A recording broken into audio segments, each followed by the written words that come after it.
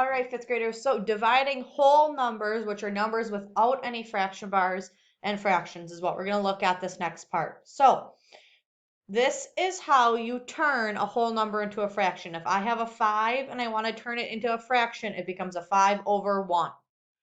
Okay? Same thing here. If I have a 3, to make it into a fraction, I turn it into a 3 over 1. That's how you turn a whole number into a fraction. Next part that we're going to look at here, dividing a whole number by a fraction. So I have here 6 divided by 1/4.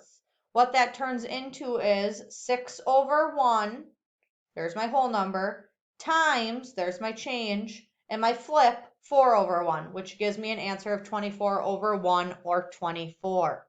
Same thing here. 7 is my whole number. Here it turns into 7 over 1.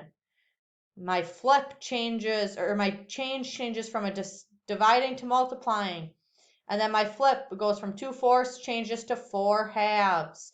Multiply across, I get 28 over 2, or if I know that fraction bar also means divide, I can get 14 as my answer.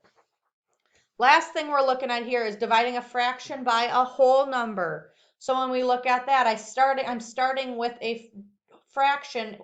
I have 2/5 divided by 4. That changes here. 2/5 divided by 4 over 1. There's my whole number and my fraction, turning it into that fraction.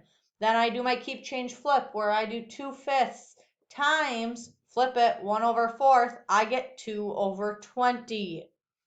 Look down here, I have 4/6 divided by 6.